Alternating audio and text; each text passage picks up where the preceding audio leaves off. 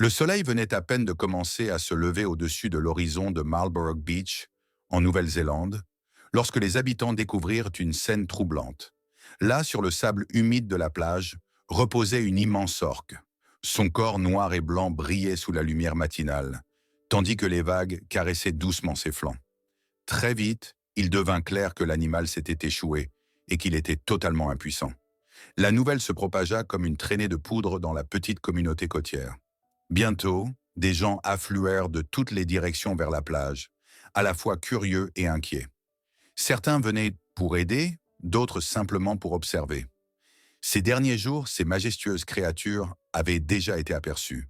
Un groupe d'épaulards avait chassé près des côtes, pour le plus grand bonheur des promeneurs, émerveillés de voir ces immenses habitants des mers glisser en synchronie dans l'eau.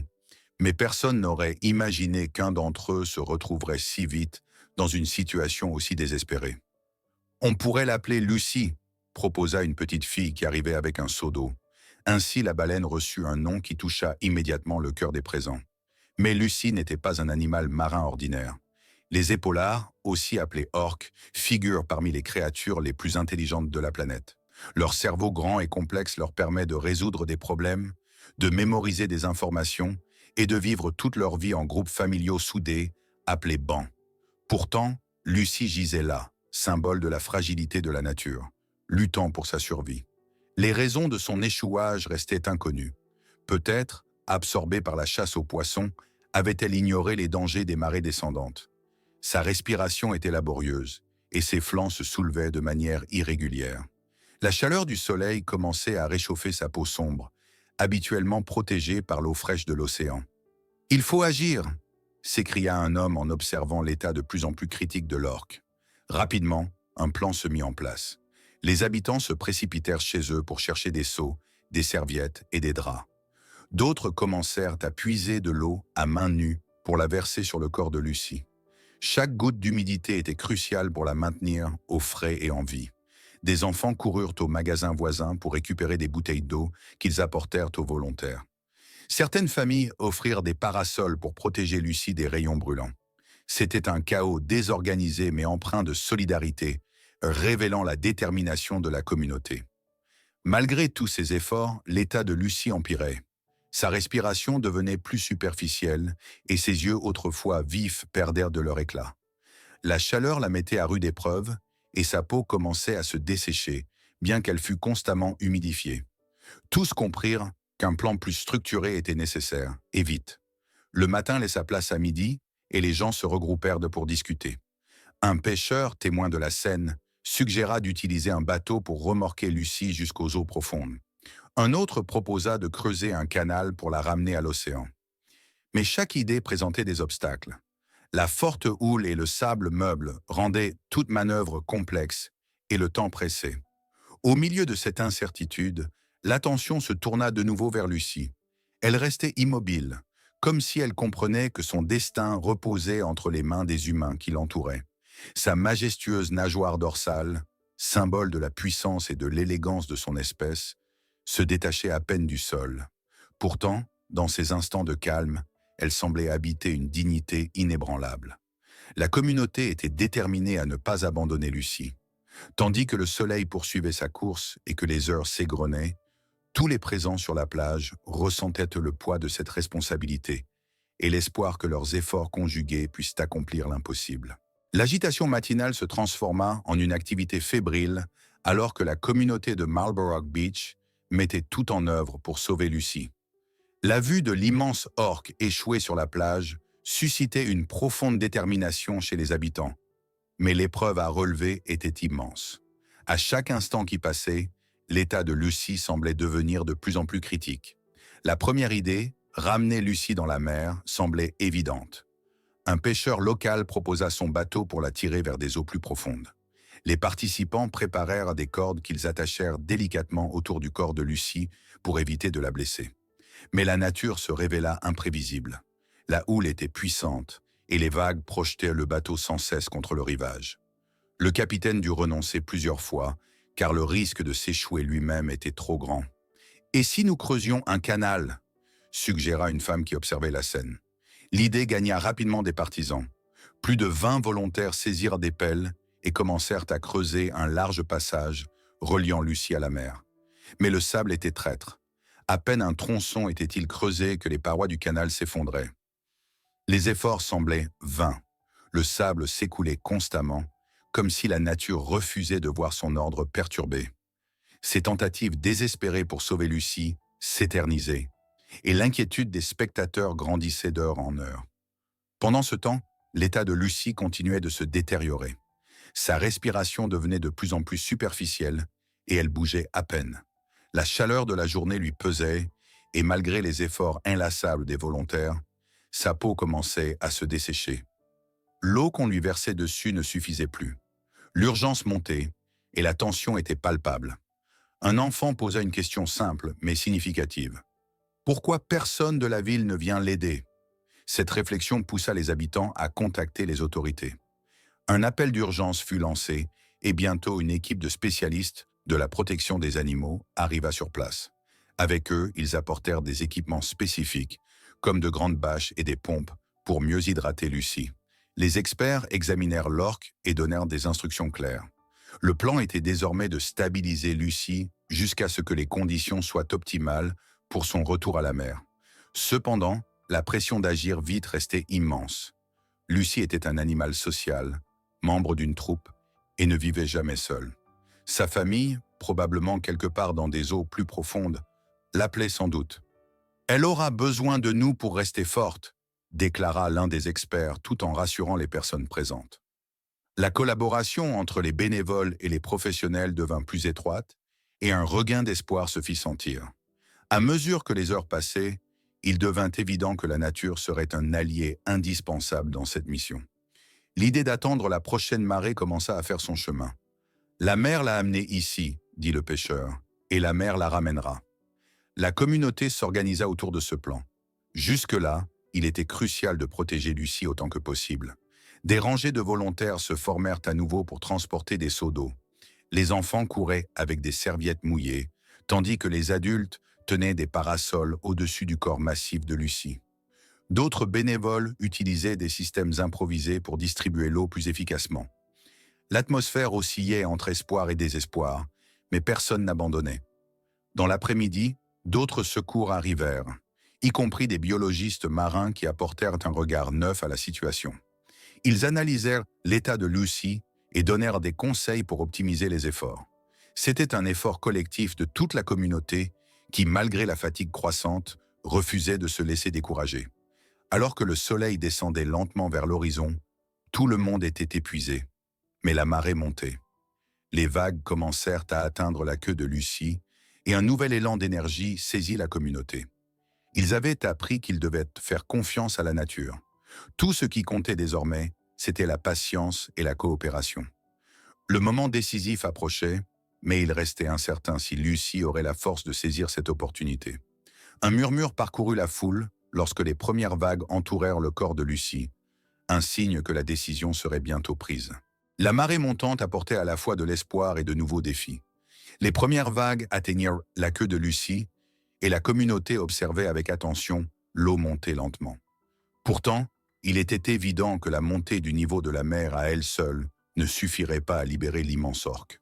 Un nouveau plan était nécessaire, et le temps pressait. Les spécialistes de la protection animale suggérèrent de tirer parti de l'instinct naturel de Lucie pour l'inciter à bouger. Les orques possèdent une capacité extraordinaire à percevoir les courants marins, et il était crucial de lui indiquer la direction. Si nous la balançons doucement, elle ressentira le courant et comprendra où elle doit aller, expliqua un biologiste. Mais il faut que l'eau soit suffisamment profonde pour qu'elle se sente en sécurité. Les volontaires formèrent une chaîne humaine et s'avancèrent dans les vagues, prêts à accompagner les mouvements de Lucie. C'était une tâche risquée. Un faux mouvement pouvait les exposer aux coups puissants des nageoires de Lucie. Mais personne n'hésita. Ensemble, ils poussèrent et balancèrent Lucie avec précaution, tandis que les vagues montaient autour d'elle. Chaque avancée de son énorme corps était saluée par les encouragements des sauveteurs. Pendant ce temps, l'équipe d'experts coordonnait les efforts depuis la plage. Ils surveillaient la respiration de Lucie, ses mouvements et la profondeur de l'eau. Une partie de l'équipe s'assurait que la chaîne humaine restait stable et que chaque volontaire conservait sa position. Les enfants, qui continuaient à apporter des bouteilles d'eau et des serviettes mouillées, étaient invités à participer pour maintenir l'énergie collective. C'était une démonstration impressionnante de solidarité et de détermination. Au fil de l'après-midi, Lucie commença à réagir au courant. Sa nageoire se mit à bouger lentement et elle agitait doucement sa queue. « C'est bon signe !» s'exclama un biologiste. « Elle commence à comprendre qu'elle sera bientôt libre. » Les sauveteurs poursuivirent leurs efforts, accompagnant chaque mouvement de Lucie avec une attention et un soin constants. Mais la nature réservait encore des surprises. Soudain, de sombres nuages apparurent à l'horizon et le vent se leva. Les vagues devinrent plus fortes, rendant plus difficile la stabilisation de Lucie. « Il faut accélérer !» alerta le pêcheur qui observait attentivement la mer. « La tempête pourrait compliquer les choses. » Les sauveteurs se resserrèrent, bien décidés à surmonter ce dernier obstacle. La tension sur la plage était palpable. Tout le monde savait que ce moment serait décisif. Lucie se mouvait maintenant avec plus de vivacité, son corps ondulant avec les vagues, et ses yeux semblaient plus alertes. C'était comme si elle avait compris que sa chance approchait. « Encore un peu !» murmura une femme à côté du biologiste. Sa voix était basse mais chargée d'espoir. Puis ce fut le tournant. Une vague particulièrement forte souleva Lucie et la poussa vers des eaux plus profondes. Elle commença alors à se mouvoir avec davantage de vigueur. Les sauveteurs, toujours dans les vagues, sentirent l'énergie croissante de l'orque. « Vas-y, Lucie !» s'écria un enfant, et la foule explosa en acclamations. Les derniers volontaires dans l'eau poussèrent et guidèrent Lucie, tandis qu'elle glissait lentement vers des eaux plus profondes. Chaque avancée était une victoire. Chaque mouvement, un symbole de l'effort collectif. Quand Lucie finit par nager librement dans l'eau, un silence absolu régna sur la plage. C'était comme si chacun retenait son souffle, incertain que le miracle venait réellement de se produire. Puis la foule éclata en applaudissements et en cris de joie. Les gens s'embrassaient, pleuraient de bonheur et se tapèrent dans le dos. C'était un moment que personne n'oublierait jamais. Mais Lucie avait une dernière chose à transmettre à ses sauveurs. Avant de disparaître dans l'océan, elle se retourna et bondit hors de l'eau, son énorme corps perçant les vagues dans un geste triomphal. La foule s'arrêta, fascinée par ce spectacle. C'était un adieu et un remerciement en même temps. Lorsque Lucie disparut finalement au loin, une profonde sérénité envahit la plage. Les gens se regardèrent, conscients qu'ils avaient accompli quelque chose d'extraordinaire ensemble. La nature leur avait montré combien elle était à la fois fragile et puissante. Et Lucie leur avait prouvé que l'espoir et la coopération pouvaient soulever des montagnes. La mer était redevenue calme, alors que Lucie s'éloignait de plus en plus vers le large. Sa gigantesque nageoire dorsale, symbole de sa puissance et de son élégance, fendait les vagues jusqu'à disparaître progressivement de la vue. Mais la communauté rassemblée sur la plage ne pouvait détacher ses regards de l'horizon. Ce moment où ils avaient rendu la liberté à Lucie resterait gravé à jamais dans leur cœur. Le soulagement, la joie et l'épuisement pesaient lourdement sur la foule, comme un manteau épais. Certains se laissèrent tomber sur le sable, tandis que d'autres continuaient à fixer l'endroit où Lucie avait disparu. Des enfants couraient en riant le long du rivage, et les adultes s'embrassaient les uns les autres. C'était un instant de triomphe pur, né de la collaboration et d'une foi inébranlable dans leur capacité à faire la différence. Pourtant, l'histoire de Lucie n'était pas encore tout à fait terminée. Dans les jours qui suivirent son sauvetage, la nouvelle de l'événement se répandit comme une traînée de poudre. Les médias du monde entier rapportèrent dans les détails de l'opération, et les vidéos du spectaculaire saut de Lucie furent visionnées des millions de fois. Les experts saluèrent la communauté de Marlborough Beach pour sa détermination et son ingéniosité. Cela montre ce qui est possible lorsque les gens s'unissent, déclara une biologiste marine lors d'une interview. Ce sauvetage n'est pas seulement une victoire pour Lucie, mais aussi un rappel de l'importance de protéger nos océans et leurs habitants. Les habitants de ce petit village côtier étaient fiers, mais ils savaient aussi qu'ils ne pourraient jamais oublier cette expérience.